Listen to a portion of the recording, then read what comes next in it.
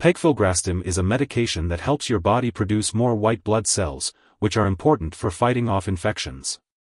It is used for people whose ability to make white blood cells is reduced due to chemotherapy, and in some cases, after exposure to large amounts of radiation.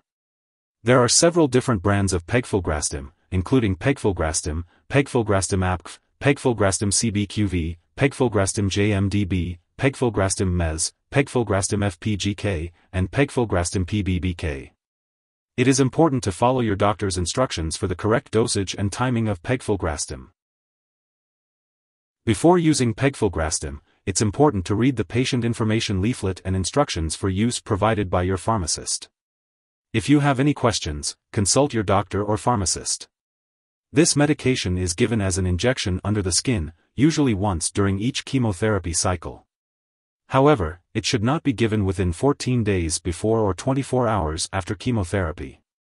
Your doctor will provide specific directions on when to use this medication. After radiation exposure, pegfilgrastim is usually given for 2 doses, 1 week apart. The dosage and schedule are based on your medical condition and response to treatment. Children's dosage is also based on weight.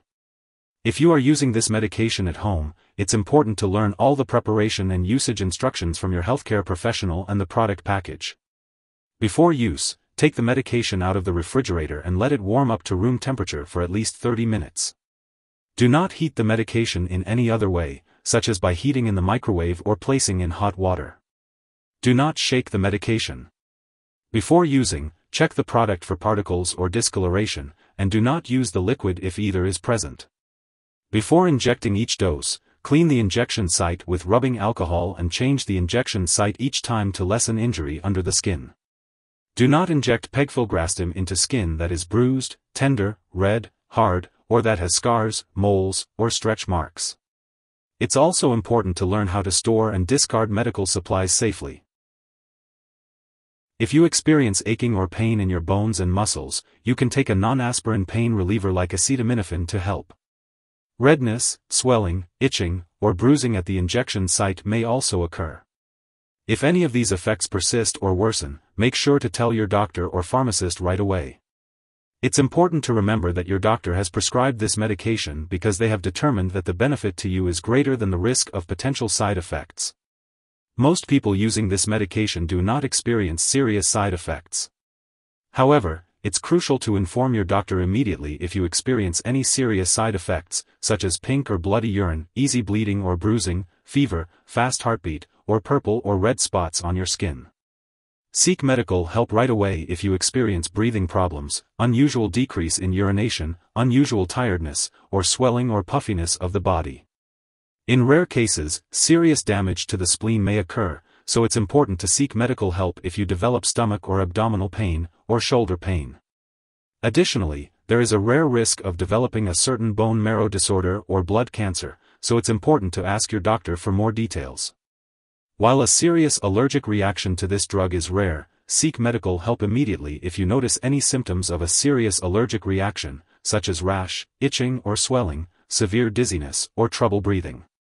This is not a complete list of possible side effects, so make sure to contact your doctor or pharmacist if you notice any other effects not listed here.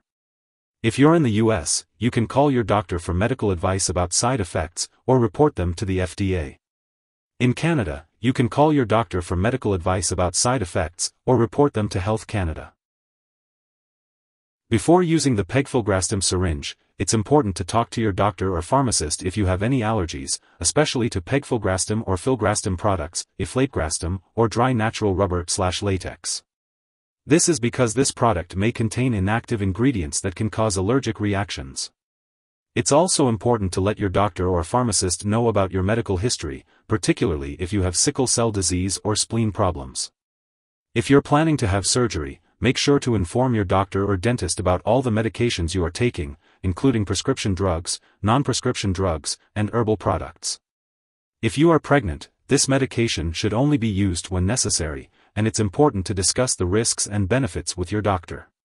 Additionally, if you are breastfeeding, it's important to consult your doctor before using this medication, as it may pass into breast milk. It's important to be aware of any potential drug interactions that may affect how your medications work or increase your risk for serious side effects. This includes both prescription and over-the-counter drugs, as well as any herbal products you may be using. It's best to keep a list of all the products you use and share it with your doctor and pharmacist. Remember to always consult with your doctor before starting, stopping, or changing the dosage of any medicines. It's important to note that pegfilgrastim is very similar to filgrastim, and you should not use a filgrastim product while using a pegfilgrastim product. Additionally, it's important to be aware that this medication may interfere with certain lab tests, such as bone imaging tests, which could potentially lead to false test results. Make sure that both lab personnel and all your doctors are aware that you are using this drug. This will help ensure the accuracy of any lab tests and the effectiveness of your treatment. If someone has taken too much pegfilgrastim and experiences severe symptoms like fainting or difficulty breathing, they should call 911. Otherwise, they should contact a poison control center immediately. In the U.S., residents can call their local poison control center at 1-800-222-1222, and in Canada, residents can call a provincial poison control center. It is important not to share this medication with others. While using this medication, it is necessary to undergo lab and/or medical tests such as complete blood count and kidney function. It is important to keep all medical and lab appointments. Please consult your doctor for more details. Be sure to take each dose of pegfilgrastim syringe as prescribed. If you happen to miss a dose, consult your doctor or pharmacist for a new dosing schedule. Do not take a double dose to make up for a missed one. It is important to store pegfilgrastim syringe in the refrigerator in its original package to protect it from light. Do not freeze or shake the medication. If you take it out of the refrigerator, make sure to use it or discard it within the specified time in the product package. Keep all medications away from children and pets.